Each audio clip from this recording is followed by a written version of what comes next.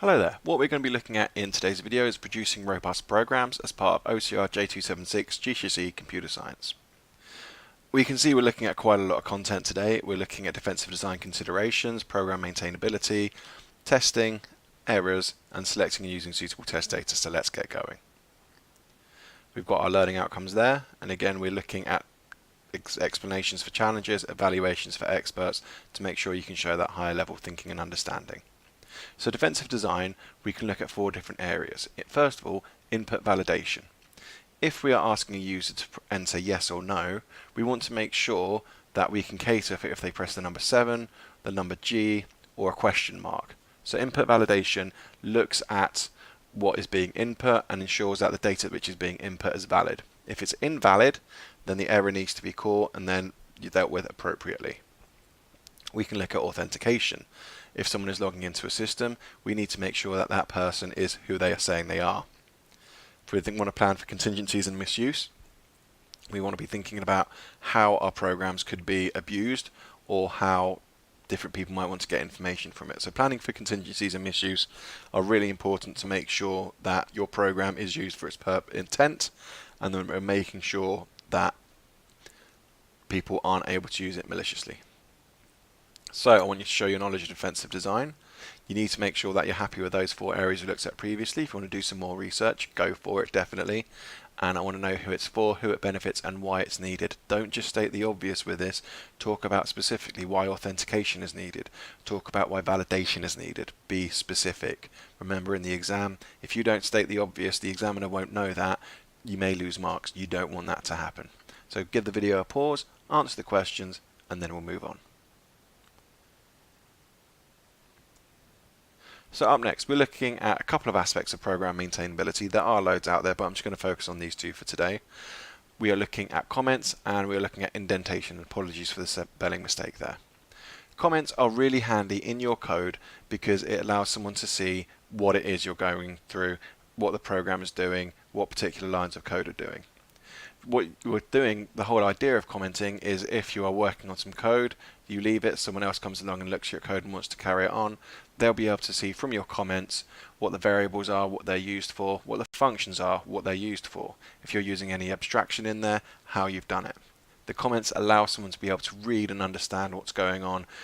And the idea with comments, you're writing them in English, so it doesn't matter what programming language you're writing in, your comments are clear and understandable. Indentation is really important because it allows people to block up the code and see what the code is meaning. So if you've got an if statement, you can use indentation, so then for the next level of the if statement, and then more indentation if you've got another if statement within it or a while loop within it. It allows people to see where if statements exist, where they begin, where they end, and it can be really helpful for error handling as well. So we've got a few questions there about program maintainability.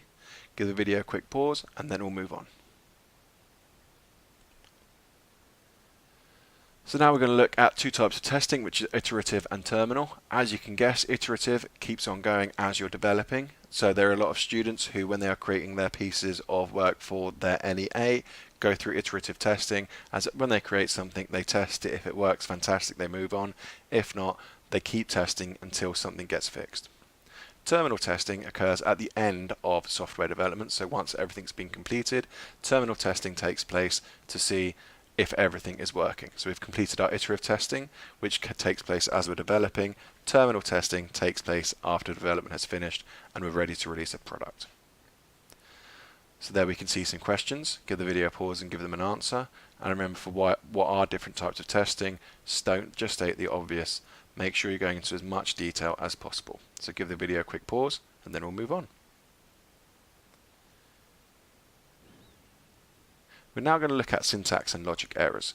These are 2 types of errors you need to know about, and they are really, really easy to be able to identify. If we've got some Python code, or if I'm just going to write some Python code on here, we can identify what are syntax errors and logic errors really, really easily. If first of all we start off with a syntax error, we're all happy that's how you spell print, so we can say print hello. And that will print off the word hello in the development environment we're using. If, however, we write print incorrectly, this is going to give us a syntax error. because Python is expecting print to be spelled correctly. Similarly, if we are going to do an else if statement and we spell if incorrectly, because we've got that extra F on the end, that is a syntax error. The syntax is the structure of how something works. So if it's not seeing things correctly, it's going to give you the syntax error. A common one is if you're going to be writing an if statement and go if age is greater than 16, and then people start writing their code underneath. If you've not got the colon on the end here, that will trigger a syntax error. So syntax errors are really easy to spot because it will say there's an error here on this particular line and it's a syntax error, so then you can go and see what's going on. Logic errors, however, are much harder to catch. The logic error, it's not an error in the code, it's an error in your logic that you've created. So if we're thinking about this example over here, I want to create some code which checks the age of someone if they want to buy a lottery ticket. The age of buy a lottery ticket is 16, so we need to make sure that someone is 16 or over. So if I'm going to go for if age, and here we are going to deliberately do less than or equal to 16, print buy. Else, print too young. When you execute this code in Python, this code will work. It will execute quite happily and it's not going to give you any error messages. However, we can see here we've got a logic error, because what this is saying is if age is less than or equal to 16, they can buy a lottery ticket. What we want to have, instead of the less than equal to, we want more than or equal to, and then this makes sense. So logic errors are harder to trace because you've really got to look at your code. You've really then got to use testing, which we're going to come on to in a second. So what I want you to do is show your knowledge of syntax and logic errors. Look at how they occur, how can they be tracked, how can they be traced. Which one do you think is harder to find and why? Use real life examples. Load up Python, load up REPL.it, write some code, take a screenshot of it, put it in there as well to really show what your learning is. So give the video a quick pause, answer the questions, and then we'll move on. So the final section we're going to be looking at today is concerning test data. Test data is really important because you need to use different types of test data to show that you're fully exploring a program. So imagine we've got a computer system which requires someone to log in, and once they've logged in, and a message appears which says congratulations, you've logged in. So we're going to go for test 1. What should happen? Username and password are entered.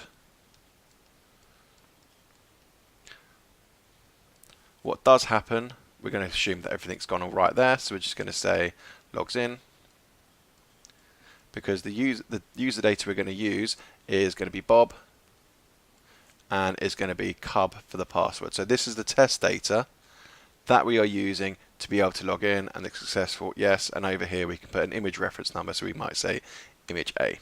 So this is the column here that we're focusing on here, and we're looking at test data, because basically what we want to be able to do is enter some valid data, which we've got here. What we then want to do is essentially to try and break it.